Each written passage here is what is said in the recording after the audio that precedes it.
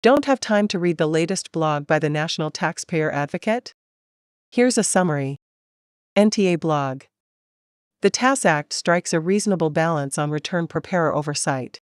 Senate Finance Committee leaders, Chairman Mike Crapo and Ranking Member Ron Wyden, recently released a draft of the Taxpayer Assistance and Service Act, or TAS Act.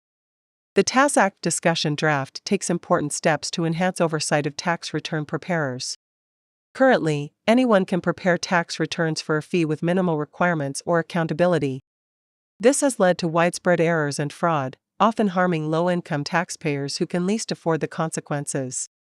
While not as comprehensive as the National Taxpayer Advocate's prior recommendations, the TAS Act provisions strike a reasonable balance between protecting taxpayers and minimizing burdens on preparers.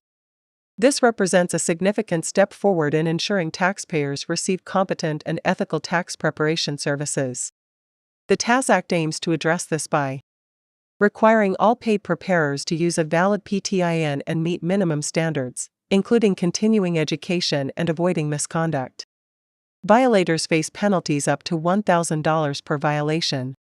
Expanding penalties for preparers who misappropriate taxpayer refunds, including fines up to $75,000. Authorizing the IRS to suspend or revoke a preparer's PTIN for violating the new standards. For the tax system to work, taxpayers must be able to trust their preparers instead of gambling on whether they are honest and knowledgeable.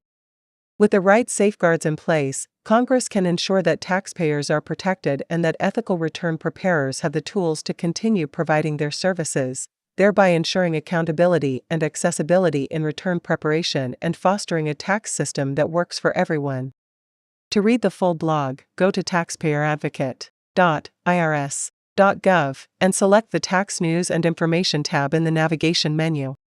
The views expressed in this blog are solely those of the National Taxpayer Advocate. The National Taxpayer Advocate presents an independent taxpayer perspective that does not necessarily reflect the position of the IRS, the Treasury Department, or the Office of Management and Budget. You have listened to an audio version of the NTA blog. This is a computer-generated AI voice narration. Inconsistencies in pronunciation and tone may occur.